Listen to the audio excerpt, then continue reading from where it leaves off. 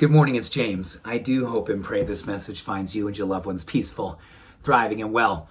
So over the years, I've been very open, I've been vulnerable, I've been just out there when it comes to sharing my struggles that I've had with learning, with my challenges with dyslexia, particularly before I was diagnosed, when I was just floundering through grade school and high school, floundering because I didn't try to go to college initially because I felt I was not smart enough, didn't have what it takes. And I was told by many teachers and guidance counselors that I would never make it, so don't even try. And you know, the beauty of my experience with dyslexia is that I've since learned over the last almost 30 years, is that it is one of the greatest blessings that's come to me. My learning difference versus learning disability has been one of my greatest powers. It's given me the opportunity to learn about compassion, resilience.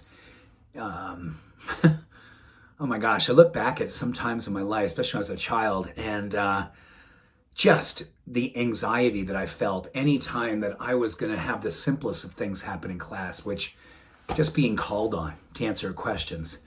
God forbid being called up to the chalkboard to have to perform a math problem in front of the class, which I can tell you to this day, I never ever once did successfully. I failed every time. I would make jokes. I would try to just figure out a way to dissuade, distract, and then ultimately I was always embarrassed, ridiculed.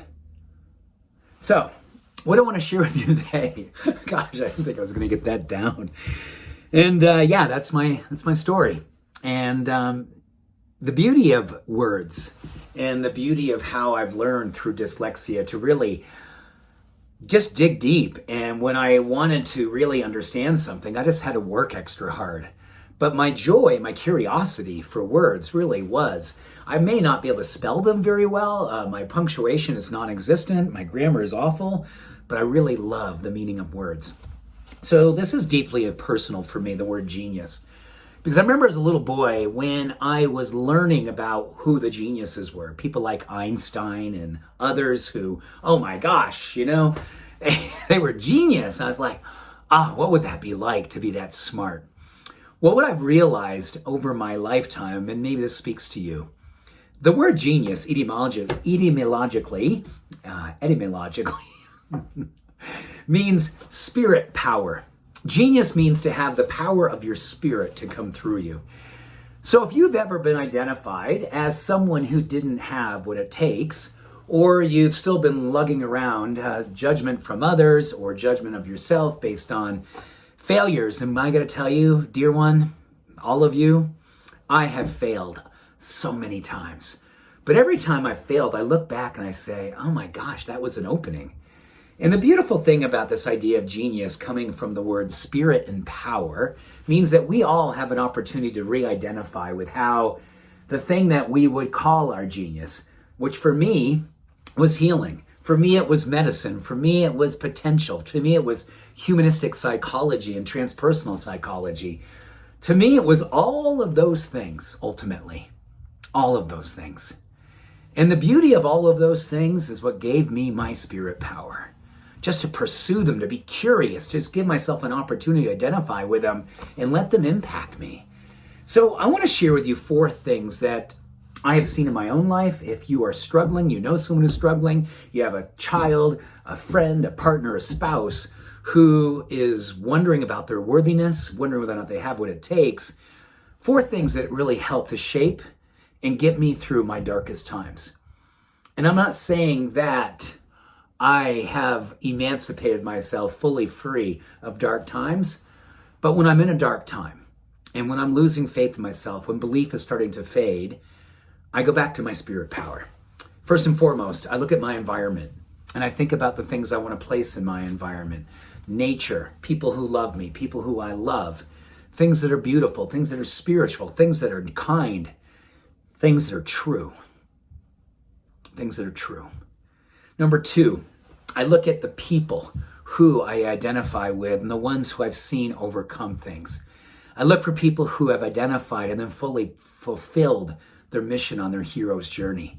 The ones who have given themselves permission to give all they have to their heart's knowing and spiritually to dig deep inside of themselves and never, ever let what goes on outside of them to be the identity that they run with. They look inside of themselves and say, I am going to run along myself deeply, deeply, personally, the path of my own purpose.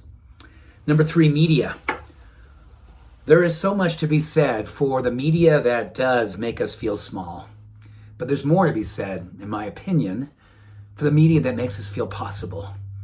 As much as there's a lot of terrible things going on in media, you get the opportunity to be the director and the producer of your media, and how you pull media into your life of stories and beautiful imagery and storytellers who you go, oh my gosh, that's all I needed to see today.